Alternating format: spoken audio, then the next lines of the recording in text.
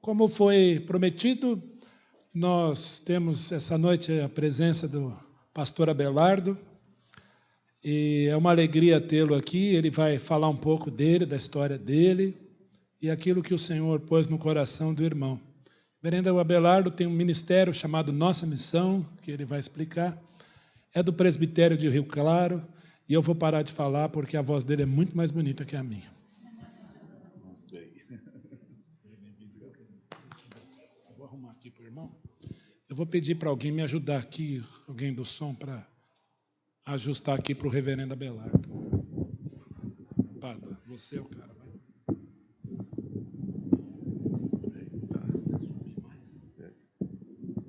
Tá ótimo.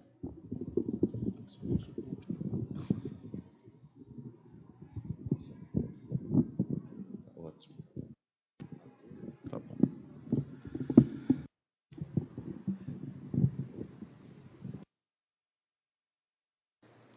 A graça e a paz do Senhor, irmãos. É uma alegria poder estar aqui hoje em São Paulo, nessa igreja, comemorando o 3º ano de idade dessa igreja. Eu sou missionário, apesar de ser pastor, reverendo, é um nome bonito, né? Reverendo, eu sou pastor e trabalho na área de missões da Igreja Presbiteriana do Brasil, e é um prazer poder estar aqui hoje para compartilhar com os irmãos de tudo aquilo que Deus tem feito na minha vida, através da minha vida. Eu espero que essa igreja assimile tudo aquilo que nós formos pregar aqui, porque eu acho que o único sentido da palavra igreja é quando ela tem o entendimento de estar para fora das 4 paredes, né? Eu estou vendo vocês aqui, vi as crianças, eu sou muito observador, o coral, uma bênção, louvado seja o nome do Senhor. Vi as crianças aqui todas saudáveis, que bênção. Olhando para vocês aqui, todo mundo aqui está no céu já, né? Aparentemente aqui todo mundo, ninguém passa fome, todo mundo vai sair daqui, vai jantar, tem um lugar para voltar para casa. É um cristianismo que eu acho que o céu vai ser mais ou menos igual ao que nós estamos vivendo aqui, pelo menos nas 4 paredes hoje, né? Todo mundo bonitinho, todo mundo saudável, talvez com alguns problemas, com algumas preocupações, mas eu nem sei o que a gente prega numa igreja dessa. Eu não sei. Sinceramente, eu acho que vocês já estão até cansados de ouvir, né, a respeito de Bíblia, a respeito de céu, a respeito, talvez, um pouco de inferno. Gostei muito do que o pastor falou, né? Falta-nos pregação sobre a esperança da volta de Jesus. Nós estamos vivendo um cristianismo hoje que ninguém sabe. Eu acho que tem gente até orando para Jesus não voltar, porque agora que está ficando bom, né? Quem que pensou que a gente fosse viver toda a tecnologia que nós estamos vivendo? Quem pensou que a gente fosse viver tantas facilidades como nós estamos vivendo? Só faltava Jesus voltar agora. Agora que eu estou começando a aprender a entrar na internet, agora que eu estou começando só faltava ele voltar agora. Só que a volta dele não existe possibilidade de dúvida. Ele vai voltar. A qualquer momento ele vai voltar. E eu gostaria de conversar com vocês nessa noite a respeito de o que você está fazendo da tua vida aqui, na face dessa terra. E eu convido você a ficar de pé e abrir a sua Bíblia em Mateus, no capítulo 22, no versículos 34 em diante. Mateus, capítulo 22, versículos 34 em diante.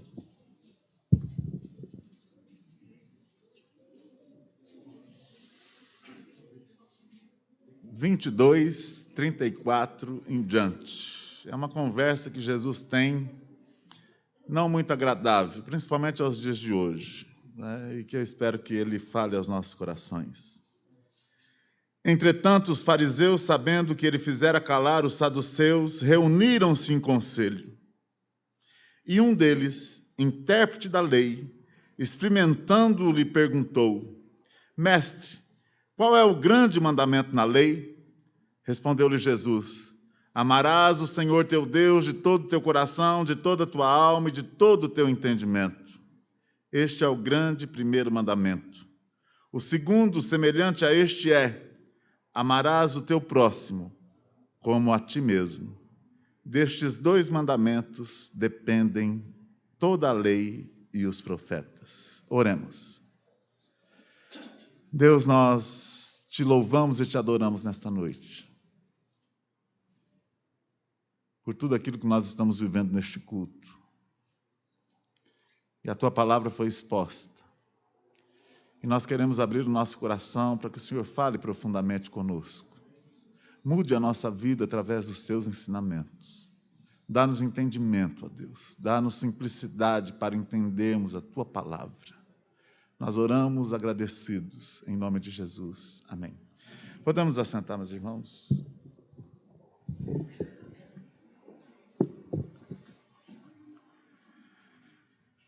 Nós vivemos hoje uma crise religiosa profunda no Brasil e no mundo. Nós vivemos um cristianismo hoje onde Jesus não tem espaço. Um cristianismo onde Jesus Cristo é, talvez, uma pessoa usada naquilo que interessa para certas religiões cristãs. Nós vivemos no Brasil, acho que a pior crise no meio evangélico de toda a história do cristianismo existente neste país. A Igreja Presbiteriana do Brasil está nesse país há 150 anos. Nós comemoramos, há um tempo atrás, 154 anos, se não me engano. Nós temos hoje, para ser muito honesto, em 150 anos de história, nós não temos nem 500 mil membros de presbiterianos no Brasil todo. O Evangelho, hoje, está dividido entre o evangelho dos evangélicos, o evangelho das religiões, e eu diria aqui das reformadas, das tradicionais e de tantas outras, e o evangelho de Jesus Cristo, que pouco se ouve falar a respeito dele. Eu fui convidado a pregar nessa igreja no 3º ano de aniversário dessa igreja. E eu fiquei, por exemplo, muito impressionado da forma como a igreja lidou com todo o preparativo da minha vinda para cá. Eu até brinquei com um pastor, que é meu genro, eu falei, olha, eu acho que essa igreja que eu estou indo lá, eu acho que não é presbiteriana, não. Porque, olha, a secretária já me ligou, o pastor já me ligou, perguntaram até o que eu quero comer depois do culto. Atenção, amor, honrar as pessoas que pregam o Evangelho. Eu não estou acostumado, porque hoje em dia os convites são assim. Eu gostaria que você viesse pregar no aniversário da nossa igreja. E eu que estou ficando velho, a gente só é convidado para pregar em aniversário de igreja. Eu nunca vi um negócio desse. É uma coisa impressionante. Aniversário de igreja, casamento. E eu fiquei impressionado de ver o amor. Eu não estou acostumado com isso. Porque as pessoas, quando ligam para a gente, é muito claro, né? É essa data tal, o senhor vai chegar no hotel tal, está tudo bonitinho, ninguém faz nem questão de saber quem você é. Sem falar naqueles que ligam. Outro dia ligou um pastor do Rio de Janeiro e falou assim, meu irmão, estou querendo trazer o irmão aqui para pregar na minha igreja, mas eu queria saber qual que é o esquema.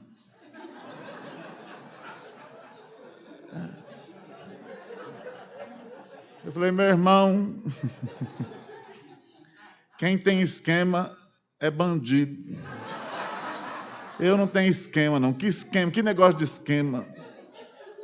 Porque aí ele começou a perguntar quanto é que cobra, se pode recolher oferta para depois ficar não sei quantos % para a igreja. Não era, graças a Deus, uma igreja cristã, talvez, nesse sentido. Não pode ser. Né? Não pode ser.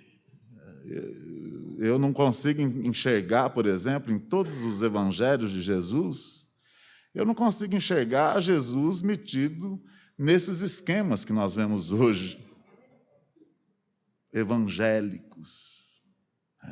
Eu sempre vivi na obra missionária. E de novembro para cá, infelizmente, eu não sei, Deus é soberano, Ele sabe todas as coisas, mas Deus me deu uma oportunidade de novembro para cá, uma bela oportunidade de ter sofrido um pequeno AVC. E eu parei um pouco, depois de 30 anos. Eu estou pregando pouco, mas estou bem da cabeça, pastor, não precisa ficar preocupado, não. A gente vai chegar até o fim. Mas Deus me deu a graça de parar um pouco e me entristecer a respeito daquilo que Jesus veio fazer ao mundo. Nós acabamos de participar do maior memorial da presença de Jesus. Nós estamos de hoje aqui diante de um texto onde Jesus vem falar tudo a respeito do plano de Deus. Amarás o Senhor teu Deus de todo o teu coração. Qual que é a nossa função no mundo? Amar a Deus. E quando a gente para e pensa no segundo e o próximo, Jesus é pedagógico. Jesus, se a gente for perceber, principalmente o Evangelho de Mateus, do capítulo 1 até o 20, Jesus vem falar para os fariseus, ele vem arrebentar com a religiosidade. E vale para os nossos dias hoje. Só que nós não queremos entender. Nós queremos viver um cristianismo nominalmente religioso. Nós não estamos nem aí para a profundidade da vida de Jesus e para aquilo que ele veio fazer na nossa vida. Nós não estamos nem aí com a gente mesmo, muito menos com o próximo e muito menos com Deus. Olha, a misericórdia de Deus é uma coisa que é inexplicável. Se eu fosse Deus por um minuto, eu acho que eu me mataria. Se você fosse Deus por um minuto, primeiro que o egoísmo ia fazer você resolver toda a sua vida. E depois você acabava com a vida de todo o resto. Quer dizer, o egoísmo sempre triunfa. Não tem jeito, não tem possibilidade da gente perceber que nós não prestamos. Jesus vem, faz toda a obra do Pai, e é romântico, né? Eu acho que todo mundo aqui, pelo menos a grande parte, vem do cristianismo, e eu estou vendo pela cara de cada um aqui, deve ter presbiteriano aqui da 3ª ou 4ª geração, batista, sei lá. Vocês estão cansados de saber que Jesus é o primeiro missionário, é enviado pelo Pai para salvar, e aquela coisa que a gente fica a vida inteira aprendendo em escola dominical. Só que parece que isso não entrou de forma prática na nossa vida. Não foi encarnado na nossa vida. Nós temos uma dificuldade imensa de lidar com os nossos sentimentos, com a nossa própria vida. Por que nós não entendemos, muitas vezes, as coisas de Deus? Porque nós não nos entendemos. E Jesus deixa bem claro nesse texto que ele fala com os fariseus, olha, o primeiro mandamento da lei de Deus, ele respondeu o que os judeus queriam ouvir. Judeu é aquele que gosta de lei. Porque a lei é muito prática, a lei secamente é muito prática. Se eu fizer isso, além de não acontecer nada de ruim comigo, eu posso até ter coisas boas. É uma troca. Mas Jesus vem falar de graça. E Jesus responde ao fariseu que pergunta qual que é o primeiro mandamento. Jesus podia ter logo falado da graça de Deus, do reino de Deus, de um monte de coisa que não tinha nada a ver, e tem, na verdade, muito a ver com a lei. Mas Jesus fala, olha, amarás o Senhor teu Deus de todo o teu coração, de toda a tua alma, de todo o teu entendimento. E o segundo é igualzinho a esse. O próximo, como assim? Aí você vê o restante do texto, eles ficaram que nem nós estamos aqui agora. E agora? Amar a Deus é fácil. A gente não vê. Quem já viu Deus aqui? É fácil amar a Deus, não é? A gente não vê. Aliás, a nossa espiritualidade nos faz sentir. Qual que é a nossa espiritualidade? A gente ora, às vezes a gente até se ajoelha para orar. E a gente fala.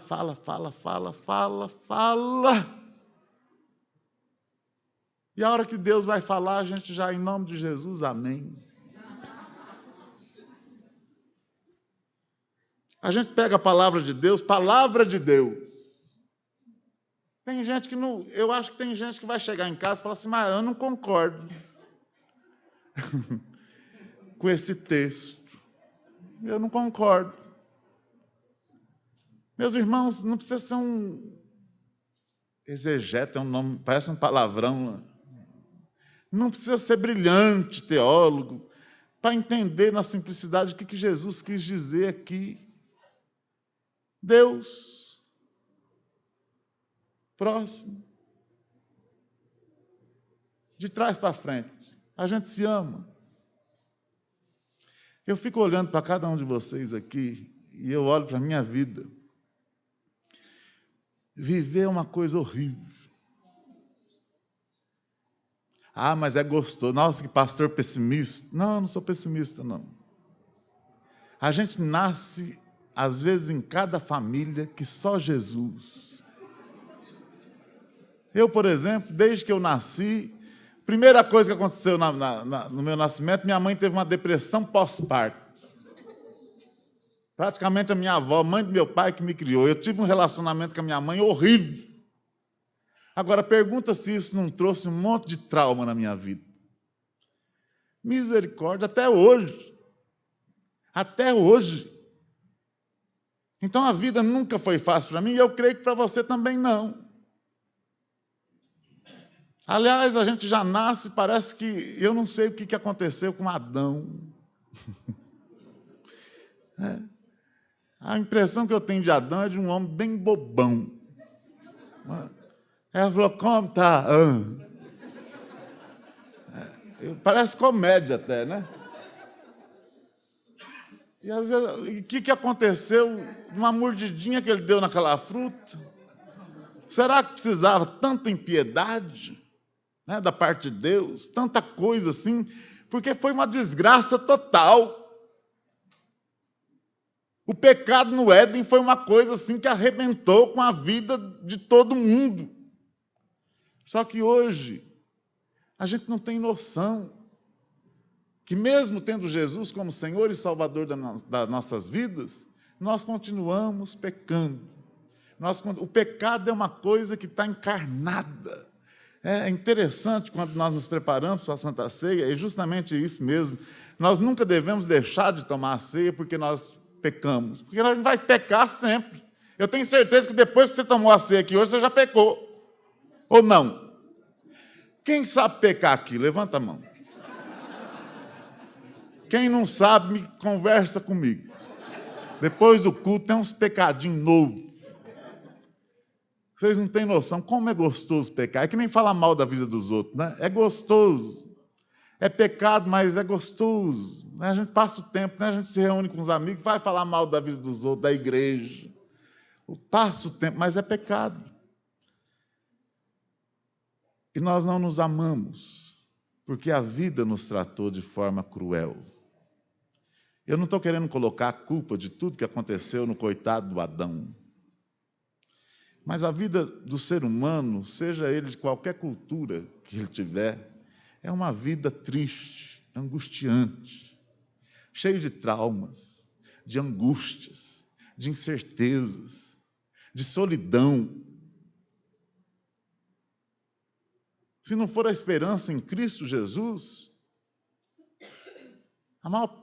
eu acho que o suicídio seria bem maior. Se não fosse a esperança em alguma coisa que muitos cristãos não têm, a vida seria muito pior. Nós não nos amamos. Nós não sabemos nos tratar. Nós não sabemos nos entender. E Jesus usa essa pedagogia de fazer com que a gente se conheça e se torne um pouco mais verdadeiro diante dele. Ninguém aqui presta. Ainda bem que eu vou passar poucas horas aqui. Eu olhando para vocês, para mim todo mundo aqui é anjo. Vendo esse coral cantando, então a gente fala, meu Deus, é o céu aqui na terra. Mas se eu ficar uma semana aqui, eu vou começar a perceber que vocês não são anjos, não. E vocês vão começar a perceber que eu não sou também aquilo que vocês acharam, que é a aparência. né? Nós não prestamos. E Jesus vem, através do Espírito Santo, nos dá dignidade, não nossa, mas dele. Vem renovar a nossa vida, vem nos libertar, vem nos fazer entender que nós precisamos de mudança diária.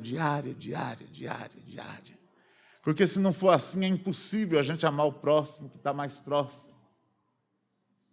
Eu fui padre durante 10 anos da minha vida. Padre franciscano, fui franciscano da Igreja Católica Apostólica Romana. E foi uma das grandes bênçãos que eu tive na minha vida, foi mergulhar um pouco na espiritualidade franciscana, que faz com que a gente se conheça bastante, para também conhecer o próximo, a natureza, e ter um contato justamente com a vida simples que Deus nos dá. Foi uma grande bênção, mas isso não bastou, porque uma vez eu tive uma experiência profunda com o Evangelho de Jesus e eu percebi que eu precisava mergulhar também, e muito mais do que em Francisco de Assis, mais em Jesus Cristo. E eu nunca gostei de crente. Quando eu era católico, eu tinha um horror a crente. Como eu achava crente chato. Como eu achava crente petulante. Como eu achava crente arrogante. Sabe aqueles crentes? Eu não sei se aqui em São Paulo tem desse tipo de crente. Narizinho empinado. Eu estou salvo, o resto está tudo no inferno. Glória a Deus, aleluia.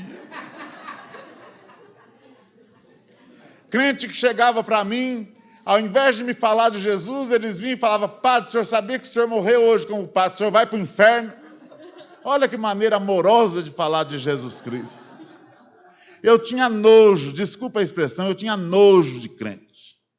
Hoje eu sou pastor, mas continuo não gostando de crente. Acho crente chato.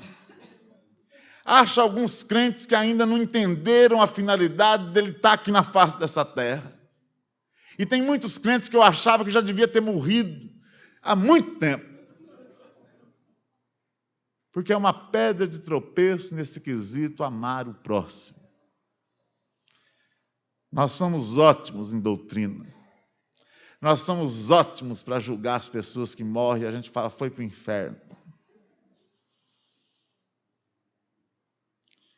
Essa semana eu dei risada comigo mesmo. Vi um anúncio na internet, no jornal, não sei. Morreu Zé Bonitinho. Pela feiura daquele homem,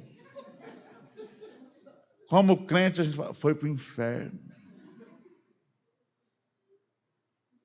Fez a alegria de tanta gente. Mas crente não pode ser alegre. Crente não pode amar a diversidade. Crente tem que ser assim, bonitinho e limpinho, que nem nós. Você já pensou se entrar um travesti aqui agora, para participar desse culto, e vir sentar aqui na frente? Vai ter crente aqui que vai infartar. Vai infartar, porque aqui não é lugar de gente assim. Você já pensou se entrar uma prostituta aqui agora, toda, quer ouvir a palavra de Deus, vai entrar aqui, vai ter crente que vai infartar. Se não tiver gente, às vezes a pessoa tem tanta vontade, mas não vai ter nem força, porque vai ficar tão chocada. Aqui não é lugar de gente assim. Nós temos a melhor teologia, nós temos os melhores pregadores, nós temos os melhores estudos teológicos, mas nós somos péssimos no quesito colocar em prática. Amar a nós mesmos. Então, se você quer se conhecer, a partir de hoje, comece a se conhecer, comece a se colocar na presença de Deus como você é. Tenha coragem de entrar no seu passado, na sua vida, e comece a colocar nas mãos de Deus tudo aquilo que você é mesmo. Você vai ver quanta mudança Deus vai fazer na sua vida. E só assim você vai conseguir encarar o outro e conviver com o outro e amar o outro. Se conhecendo, se aceitando, se amando. Porque, do contrário, a gente nunca vai conseguir nem conviver. A gente suporta os outros. Na verdade, a gente suporta, mas amar a gente não ama. Amar. Às vezes a gente ama assim como coisa nossa, como propriedade nossa. Os meus filhos, a minha esposa, o meu marido, a minha mãe, a minha não sei o quê. Quanto amor, quantos casais hoje nós vemos aí que vivem uma aparência desgraçada, onde o amor é possessivo, onde há uma doença, onde há ciúmes, onde há uma guerra para ver quem manda mais. Isso é amor? Isso não é amor, isso não é liberdade em Cristo, isso não é verdade. Eu vejo tantas mulheres, a minha esposa é psicóloga e a gente trabalha junto em aconselhamento, eu trabalho muito em aconselhamento, eu vejo, por exemplo, que a maior parte dos crentes que eu atendo, que são crentes, vão passar pela vida sem ter tido a experiência do amor. As mulheres sofridas, os homens, né? Sofridos também, mas nós trazemos dentro de nós, os homens, né? Uma carga de domínio ridículo. E que, infelizmente, às vezes, a fé protestante, né, coloca de uma forma tão injusta, né? O homem é o cabeça.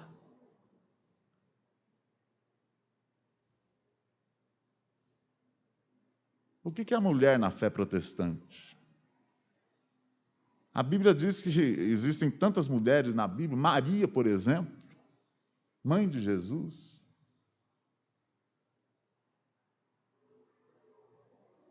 Outro dia eu fui conversar com um pastor eu acho que ele é mais calvinista do que cristão, e eu não vou falar o nome dele aqui porque eu não sou besta.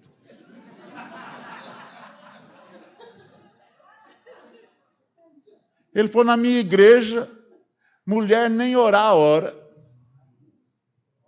porque não é bíblico.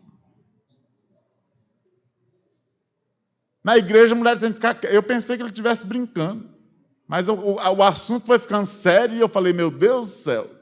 E eu perguntei: quantos membros tem a tua igreja? 60 membros.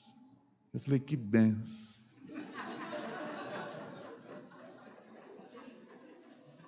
E só canta salmo, só canta... Estou doidinho para falar o nome dele, porque eu fiquei com uma bronca. Não vou falar, não.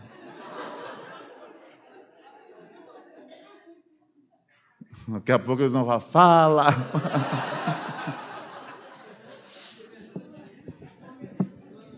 É um fundamentalismo que a gente não consegue entender. São umas discussões que a gente não consegue entender. Se batiza com pouca água, com muita água. Agora a grande discussão é óleo, né? Se unge com óleo de peroba, se é óleo diesel, se é com óleo de não sei o quê. E o amor se esfriando, porque a gente não quer saber de se conhecer.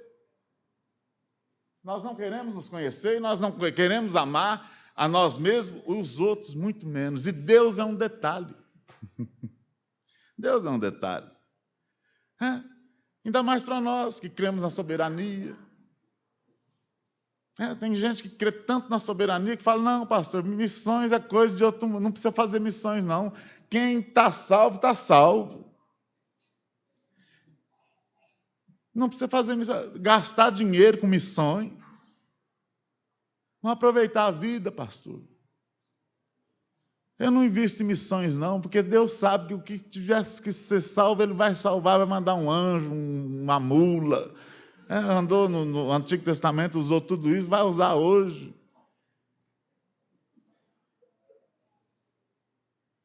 Amar a mim, a si mesmo, ao próximo. Eu não sei como é que pode se amar. Como é que dá para ser cristão numa cidade como São Paulo? Por isso que eu já coloquei na minha cabeça que não adianta você ir a uma igreja e começar a falar de missões urbanas, missões lá no Nordeste, missões não sei aonde, porque missão começa em você mesmo, na sua casa. Você quer ouvir falar de missão? Como é que está a sua casa? O teu campo missionário maior qual que é? É a tua casa. Quem tem filho adolescente aqui? É o maior campo missionário que existe hoje no mundo, é pior do que a África. Eu tenho uma filha de 15 anos que eu acho que é melhor que trabalhar com ela do que ir lá para a África, Nigéria, sei lá para onde. É o campo missionário que Deus me colocou. É? Quais são os desafios da sua vida, né? Das pessoas que Deus colocou na sua vida? Esse é o teu campo missionário: amar, suportar, contar até 10.000, orientar. Como é que se ama, por exemplo, com amor cristão, numa cidade como São Paulo hoje? É um campo missionário aqui. Eu, há quase 20 anos, trabalho em Sergipe, um dos estados menos evangelizados do Brasil. Eu não sei se aqui tem nordestino, não. Pela cabeça dá para ver que tem. Daqui a gente tem uma visão ampla.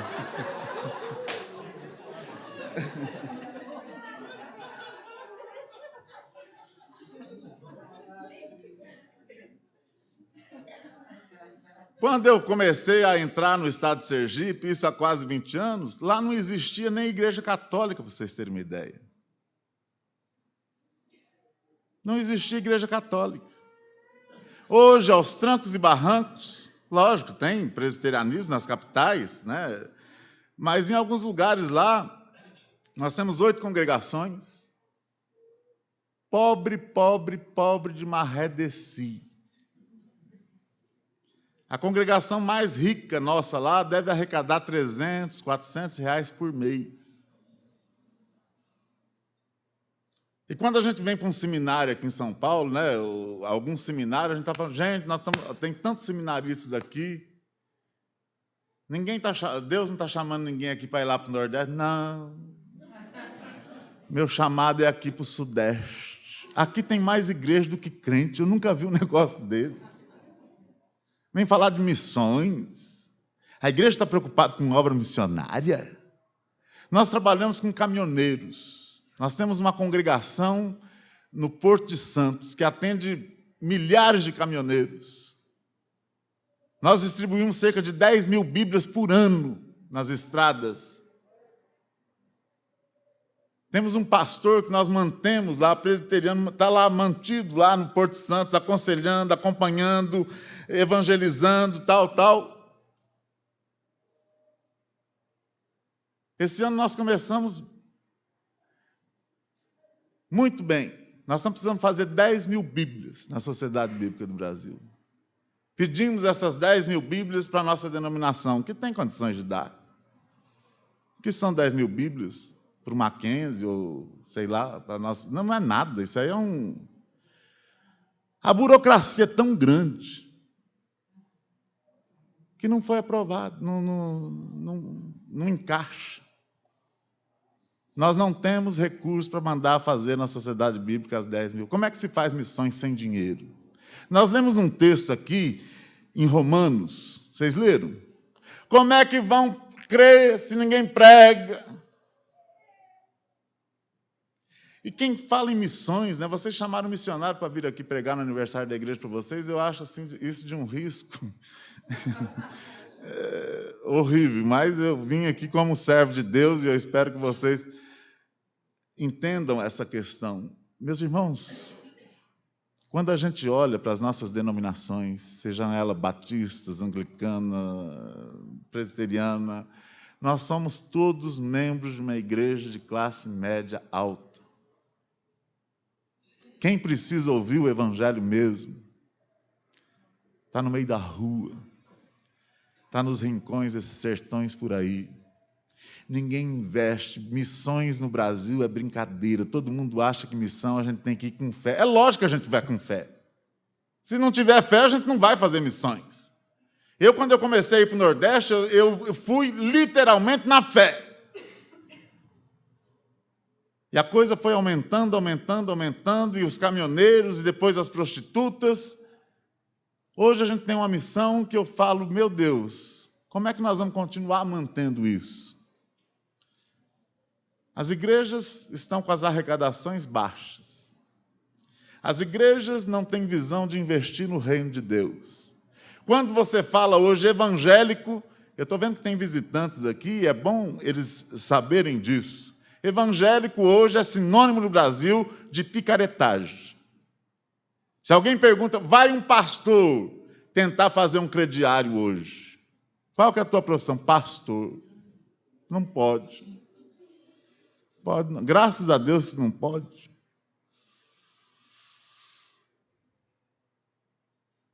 Porque nós temos um monte de gente colocando o evangelho, e a gente fica triste porque, lógico, são os pilantras, deviam estar presos. Quando a gente vê essa CPI de Petrolão, de Petrobras, isso aí não é nem ficha no que está acontecendo em algumas denominações evangélicas. E a gente vai falando de algumas denominações aí que é bilhões e bilhões e bilhões, e o povo... o que é mais triste, a gente vê o nível cultural do povo brasileiro tão desesperançado, tão desgraçado, que quando ele está com dengue, ele tem que ir na Mundial para ser curado, porque o SUS não atende. Quando está com câncer em estado final, que o SUS não dá conta, tem que ir para a Universal. Chega lá, ele vai ser abraçado, vai ser acolhido, vai ter uma sobrevida em amor aí, em amor, que ele vai ficar até sem roupa.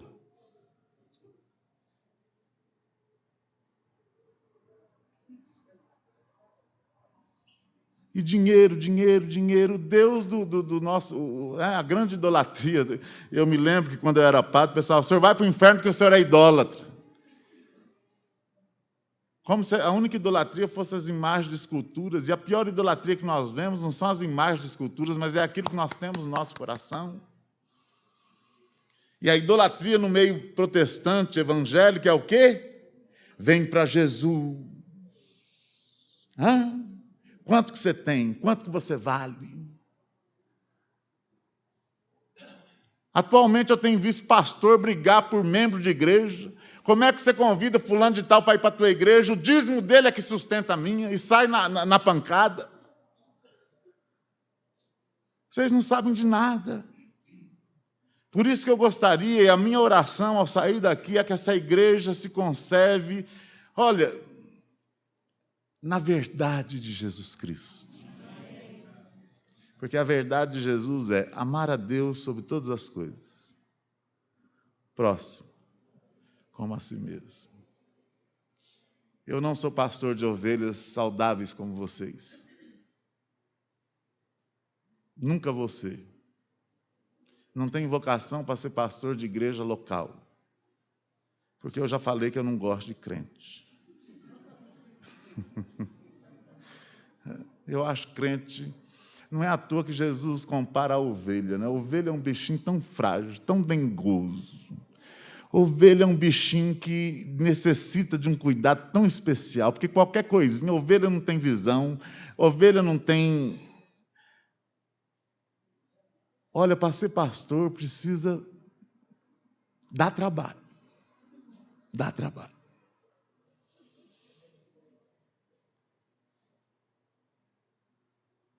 Eu prefiro trabalhar com as ovelhas que talvez estejam perdidas, berrando, gritando. Eu sempre trabalhei na minha vida toda de igreja, tanto igreja católica como igreja presbiteriana, tem sido trabalhar com gente. E Deus tem feito um grande exercício na minha vida com relação ao amor ao próximo. Amar. E eu vou contar um testemunho do trabalho que nós iniciamos em Belo Horizonte, e eu vou encerrar. Porque se a gente fosse ficar aqui falando, a gente ia ficar talvez a semana inteira. E eu estou cansado, estou doente. Hoje é aniversário da minha esposa, uma benção. Ela falou que não era para falar não, mas eu vou falar, né? Quando eu me converti, quando o Senhor me alcançou, quando eu me converti, é um erro teológico tão é arrogante, né? Eu me converti. Quem é você para se converter? Nem para isso você serve. Mas a gente, né? Eu me converti. Agora, o pior do que eu me converti é quando eu era do mundo. Isso é fatal, né? É ridículo, né? Outro dia um jovem chegou para mim e falou, reverendo, quando eu era do mundo, eu falei, misericórdia.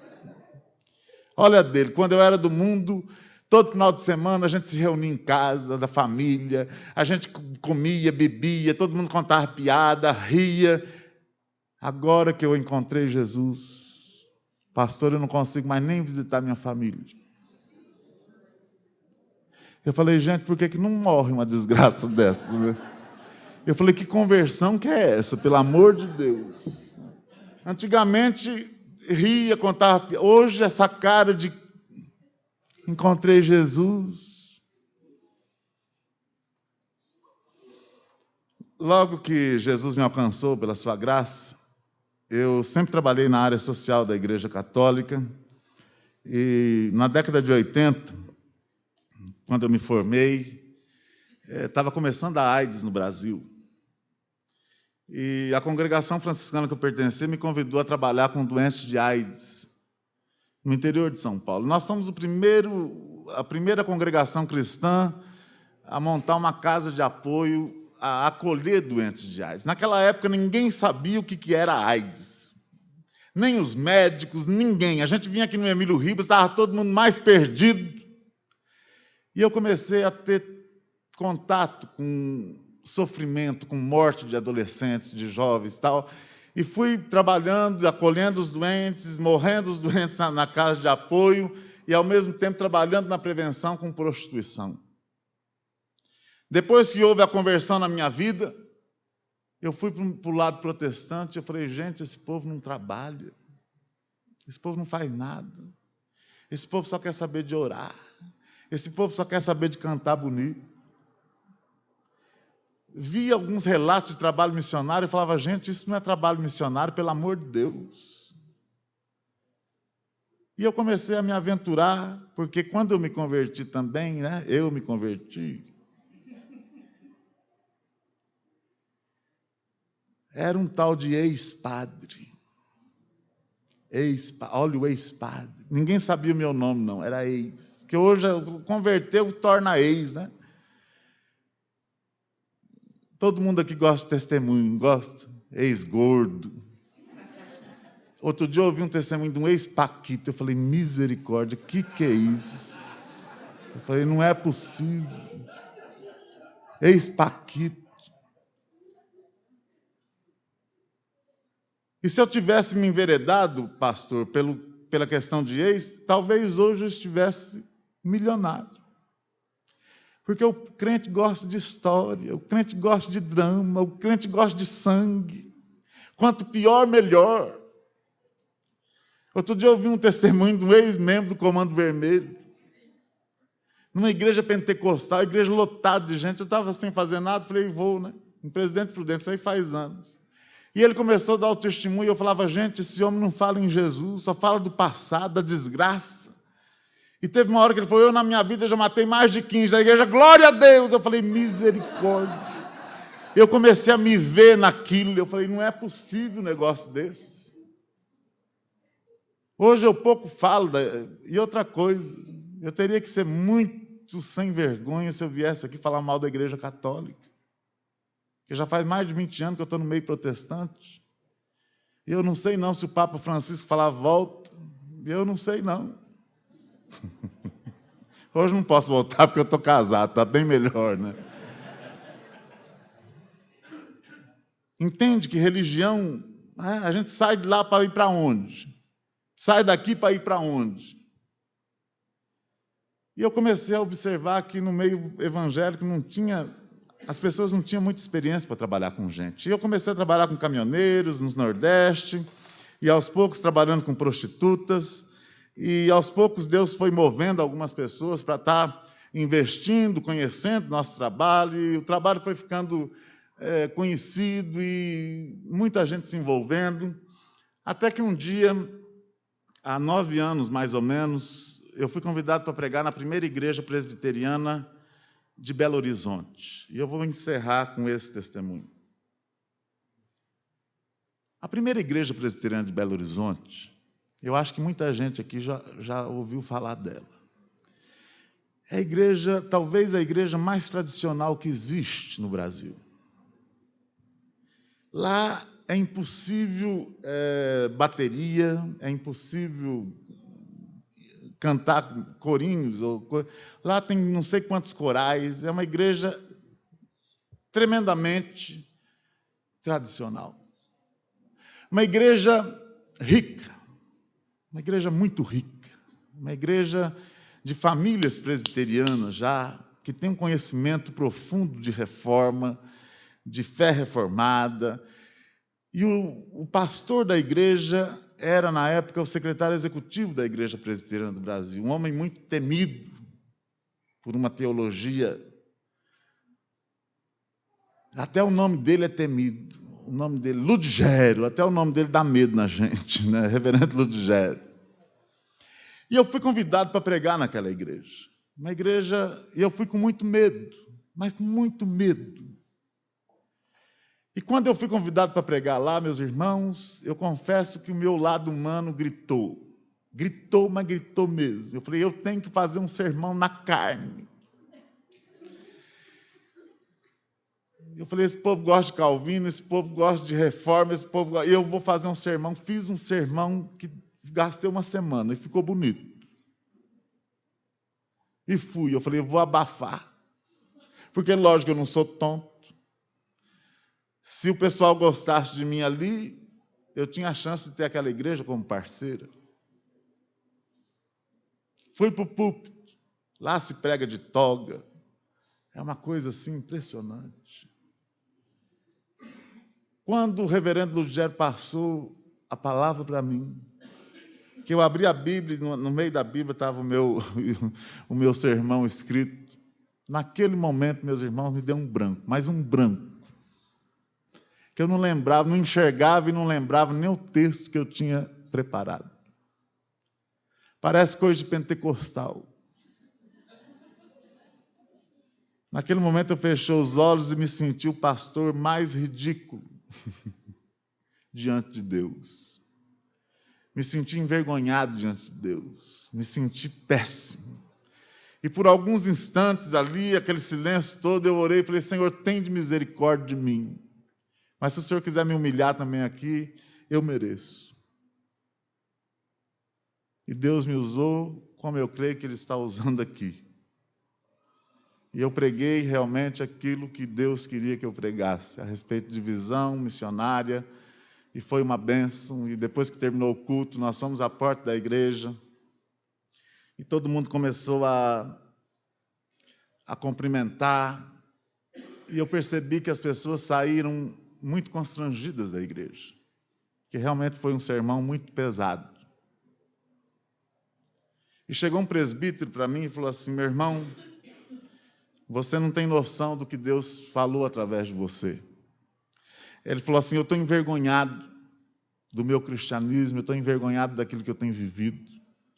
Ele falou, eu sou presbítero dessa igreja aqui há mais de 30 anos. Ele falou, aqui, nos arredores dessa igreja aqui, virou um ponto de prostituição, que é lá na Afonso Pena, bem no centro de Belo Horizonte. Aqui, as prostitutas tomaram conta da igreja e nós, como presbíteros dessa igreja, nunca demos um folheto para uma dessas mulheres. Em muitas reuniões do conselho, nós demos a ideia de chamar a polícia, porque à noite os crentes não estão vindo à igreja por constrangimento com relação às prostitutas. E aquele homem com lágrimas nos olhos falou, irmão, você não quer vir trabalhar com a gente? Eu falei, eu não. Eu falei, é engraçado, vocês estão querendo terceirizar. É terceirizar, vamos trazer um missionário. Missionário é barato. Missionário quase não custa, vive pela fé. Vamos trazer um missionário para cá, ele dá um jeito nessas prostitutas. Eu falei, não. Ele falou, eu vou orar. Eu falei, o senhor pode orar, mas aqui eu não venho. Só que no outro dia o reverendo Ludgero me chamou e eu fui morrendo de medo. Porque eu falei, meu Deus do céu, ele vai arrebentar comigo, né? Vai criticar o meu sermão, porque presbiteriano para criticar sermão é uma benção.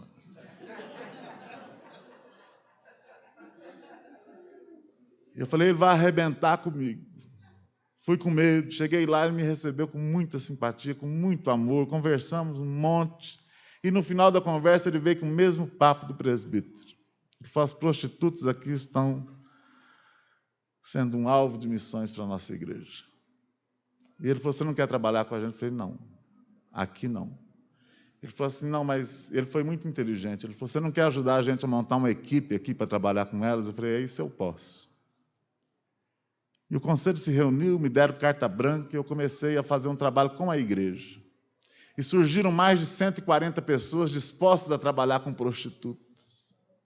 Eu falei, meu Deus do céu, 140 voluntários, vai acabar com a prostituição de Minas Gerais inteira. Esse povo o povo animado. Eu falei, esse povo não tem noção do que eles estão fazendo, né? E eu comecei a fazer um estudo ali das mulheres. E eu tive acesso a presidente do Sindicato das Prostitutas de Belo Horizonte. Elas são organizadas. Liguei, fui lá na casa dela, cheguei lá, era uma casa que funcionava como um prostíbulo. Uma coisa horrível. Ela alterada, ao nome dos anjos. 5 minutos de conversa, ela falou assim, já sei, o senhor é crente, né? Eu falei, isso. Ela falou, detesto crente. Eu falei, eu também. Aí o papo começou a ficar bom. Porque ela começou a falar de crente, ela começou a falar de pastores, ela começou a falar de igrejas, e tudo que ela falava era verdade. Ela falou, vocês não querem trabalhar com a gente, vocês não querem ajudar a gente, vocês querem converter a gente, para a gente lá na frente falar que a gente era ex-prostituta. Olha que visão. Uma mulher politizada. Eu falei, mas nós queremos ajudar. Ela falou, vocês não ajudam ninguém. Vocês pensam em vocês. Eu falei, mas lá na Afonso Pena, perto de uma igreja. Ela nem sabia que ali era a igreja.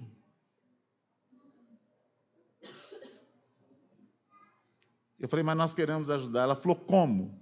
Eu falei, as mulheres da Afonso Pena são pobres, vão lá trabalhar, chegam lá às 6 horas da tarde, com fome, e nós queremos ajudar. E ela falou o seguinte para mim, ela falou, olha aqui, pastor, eu nasci prostituta, vou morrer prostituta. E todas aquelas mulheres, não falava prostituta, né? Que estão lá, vão morrer na prostituição. Nós não queremos evangelho, nós não queremos saber de nada que venha de vocês. O senhor quer ajudar ainda? Eu falei, quero. E que jeito que o senhor vai ajudar? Eu falei, pois é, vocês chegam lá para trabalhar às 6 horas da tarde, com fome, muitas doentes, isso. Eu falei, já que vocês não querem evangelho, não querem nada, o conselho tinha me dado carta branca, e na hora Deus me deu uma ideia. Eu falei, nós vamos começar a dar um lanche para vocês. Vocês vão lá, tomam o lanche, não quer orar, não quer evangelho, não quer nada, pelo menos vão trabalhar de barriga cheia. A mulher, como prostituta, regalou o olho desse tamanho, falou, o quê? Eu falei, bom, se ela se assustou, imagina os presbíteros da igreja. Eu falei, não vai ter para ninguém. Eu falei, agora acabou. Eu falei, esse trabalho já nasceu morto. E nós começamos. 3 anos para conquistar as mulheres. Iam lá, depois de 2 meses, o conselho da igreja chegou e falou assim, meu irmão, a gente está vendo que está vindo bastante mulheres. Nós gostaríamos que vocês saíssem daqui da igreja e fossem para um lugar mais, para vocês ficarem mais à vontade. Eu falei, gente, ficar mais à vontade para quê? Mas foi bom. E nós começamos a trabalhar com algumas mulheres que iam lá tomar o lanche, e, de repente, começamos a fazer terapia de grupo, e os voluntários, dos 140, foi diminuindo, ficou 4. De vez em quando um presbítero chegava para mim e falava assim, e aí, irmão, quantas almas? Eu tenho uma bronca. Tem gente que pensa em alma. Eu não entendo nada de alma.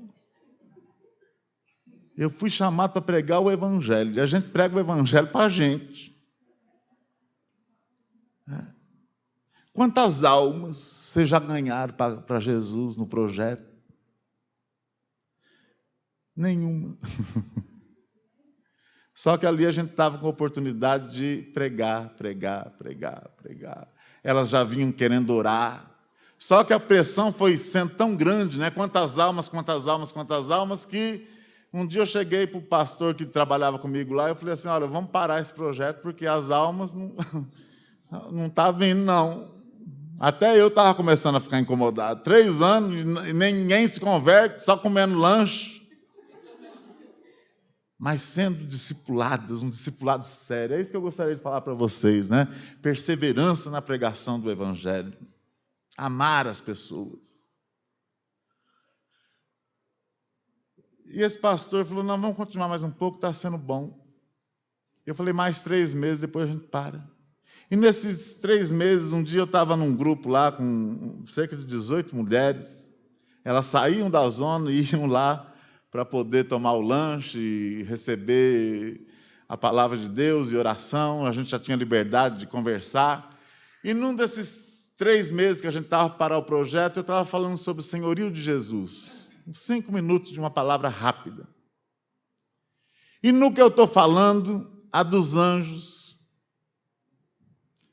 levantou a mão e falou, pastor, eu posso falar um negócio? Eu falei, vixe. A dos anjos é boca suja, a dos anjos ela arrebenta com tudo. Eu falei, pronto, ela não agradou a palavra. Eu falei, fala dos anjos. A hora que eu falei, fala dos anjos, essa mulher começou a chorar. A chorar, a chorar, a chorar. E era um choro, meus irmãos, que vinha lá de dentro da alma. Uma coisa assim, assustadora. E ela foi se acalmando, todo mundo assustado. E, de repente, eu falei, fala dos anjos. E ela falou, pastor, o senhor lembra a primeira vez que o senhor foi na minha casa? Eu falei, me lembro dos anjos. Ela falou, pois é, lembra que eu falei para o senhor que eu tinha nascido prostituta e ia morrer prostituta? Eu falei, me lembro. E ela, aos prantos, ela falou, pastor, eu estava enganado. Nesses 3 anos, a palavra de Deus entrou no meu coração. E ela começou a falar algumas coisas que me questionou muito. Ela falou, pastor, o senhor foi um dos únicos homens que soube me amar com o amor de Deus. Uma coisa que eu não esqueço. E ela falou uma coisa muito engraçada. Ela falou, pastor, eu não sei o que eu vou fazer da minha vida, porque eu acho que eu estou me convertendo. Essa mulher se converteu ao Evangelho.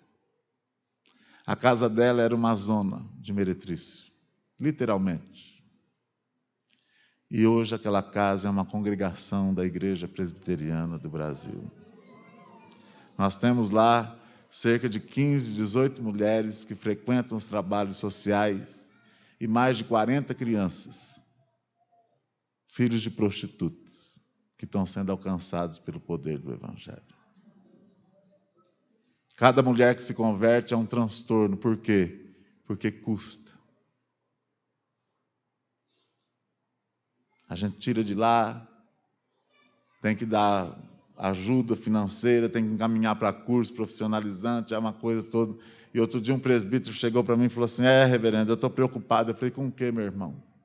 Essas mulheres estão se convertendo, o que nós vamos fazer?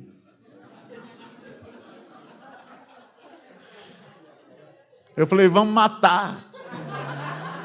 A gente mata, é mais barato, não é? A gente faz né? Na primeira Santa Ceia, a gente já dá batiza, primeira ceia, pá! Já está no céu, porque a gente só... Essa é a visão das pessoas que só pensam em alma. E Jesus está falando aqui, amar ao próximo. Eu confesso que eu não estou num dos bons dias, assim, em termos de pastor, de pastoreio, de missionário. Eu estou muito desanimado. Eu gostaria que essa igreja aqui me adotasse em oração. Vocês não precisam nem mandar dinheiro, pastor. Ore por mim. Eu estou numa crise tão grande, né? Porque eu estou vendo, por exemplo, que o trabalho missionário está por um fio. Está por um fio. Aí as pessoas começam a consolar, não, mas Deus é dono da obra. Deus vai providenciar. Eu tenho uma bronca quando algum rico chega perto de mim e fala, não, pastor, precisa orar mais. Ele pode ajudar. Ele pode, né? Ele faz parte do reino de Deus. Ora mais, pastor. Outro dia eu fui jantar com um casal aqui de São Paulo, que eu fiquei com uma raiva tão grande. A mulher com uma bolsa. Eu conheço o que é coisa boa. E a mulher falou assim, eu fiz questão de convidar o irmão para jantar, porque eu adoro ouvir história de missionário. História de sofrimento, alivia tanto a minha fé. Sabe, aqueles missionários que estão lá no campo passando fome, ele tem que orar. Aí o milagre tem que acontecer de qualquer jeito, né? Deus manda lá um pacote de arroz do céu, paf! Eu falei, não, essa mulher está de brincadeira comigo. Eu falei, eu me senti tão humilhado, tão desrespeitado, sabe? Essa é a visão, e eu gostaria que vocês, meus irmãos, encerrando, que vocês tivessem uma visão inteligente do reino de Deus. Estude o Evangelho de Mateus. Seja inteligente. Se inclua no reino de Deus. Olhe você de forma diferente, olhe o próximo de forma diferente, e principalmente a Deus de forma diferente. O que eu posso desejar a essa igreja?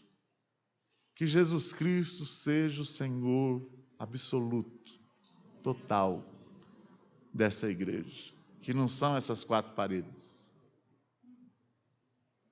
E que eu espero que através de vocês o mundo conheça a plenitude da comunhão de Jesus, do amor de Jesus, da graça de Jesus. Se você quiser conhecer melhor o nosso trabalho, nós temos um site www.nossamissão.com.br. Agora tem esses materiais aqui. E eu vou confessar uma coisa para vocês. Eu acho essa parte humilhante. Porque é através da venda desses materiais que a gente sustenta a obra missionária. Detesto esse negócio de comércio, né? Comércio dentro da igreja. Mas é o que a gente tem. As pessoas parecem que só... né? Então tem esse livro aqui, Da Letra à Palavra. Esse livro aqui eu escrevi quando eu saí do catolicismo. É muito bom para evangelizar. Tem alguns testemunhos aqui interessantes para você passar para frente. Em amor. Não vai chegar, não compre o livro e chega lá para tua mãe ou para o teu pai que é católico e fala, está vendo? Até pato está se convertendo. Ó, toma vergonha aqui, comprei para você. Tem uns crentes que não tem nenhum pingo de sabedoria, pede para a gente autografar. Autografa aí para minha tia que não é crente, mas pode. Tem gente que não entende. Isso aqui é muito bom para você evangelizar. Esse aqui, Chamados para Fora, eu acho que todo crente devia ler. Eu terminei de escrever esse livro aqui no campo missionário. Eu estava em Juazeiro do Norte quando eu terminei de escrever esse livro há um tempo atrás. No meio de muita miséria, de muita idolatria, de muita coisa. Tem algumas coisas aqui que é muito bom, principalmente para adolescentes. Esses adolescentes que dizem, eu não gosto, eu não como. Esses adolescentes aqui de São Paulo que tem de tudo, que parece um robozinho, tem que levar de carro, trazer de carro, fazer não sei o que de carro, fazer não sei o que de carro, não anda shopping. Aliás, se vocês quiserem mandar os adolescentes de vocês para a viagem missionária, é uma bênção. São 10 dias. Meus irmãos vão voltar, se voltar.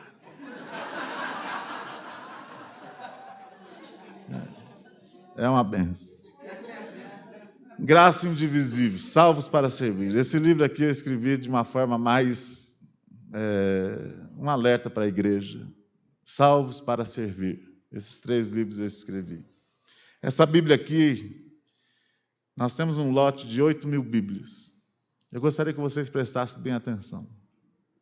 É da NVI, Nova Versão Internacional. É uma versão mais fácil da gente ler, de entender. É uma versão que lá no Nordeste a gente tem procurado introduzir bastante, porque eles entendem bem. E nós temos 8.000 Bíblias dessas aqui para vender, para o sustento do nosso ministério. Nós começamos esse ano de uma forma horrível, financeiramente falando.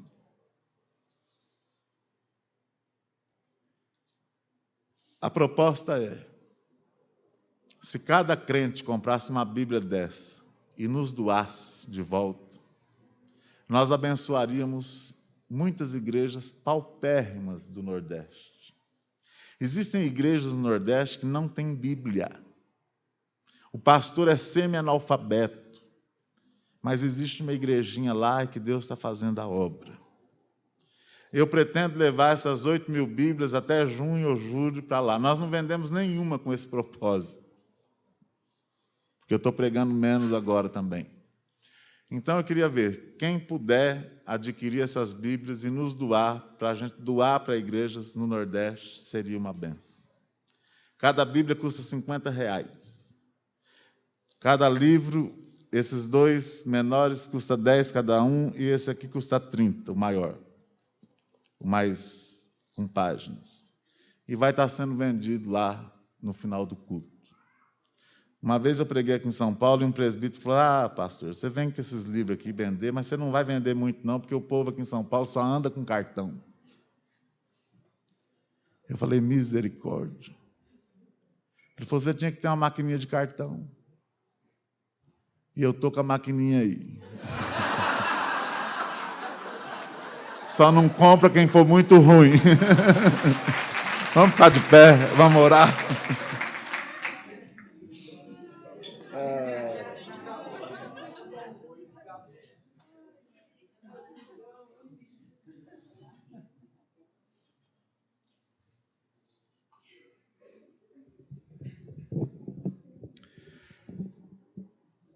Senhor nosso Deus, é constrangedor a Deus como o seu amor é imenso por cada ser humano. O teu amor nos constrange. Uma vez a salvação chegou à nossa vida através de Jesus.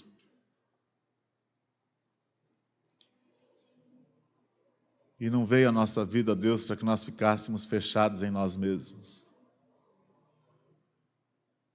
Senhor, nós somos a sua igreja nesse mundo. Nós devemos ser, a Deus, o seu evangelho neste mundo.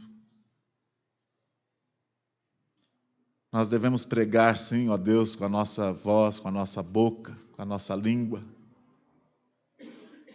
Mas as pessoas estão carentes, ó Deus, de conhecer o evangelho através da nossa vida prática. O Senhor conhece a estrutura emocional e espiritual de cada um de nós aqui. O Senhor sabe quem nós somos, ó Deus.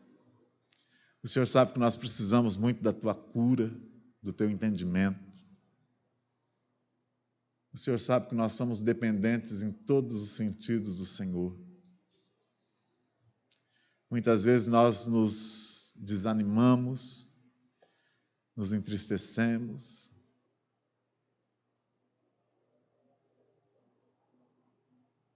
E muitas vezes, ó Deus, nós não temos noção daquilo que o Senhor já fez, está fazendo e vai fazer em nossa vida.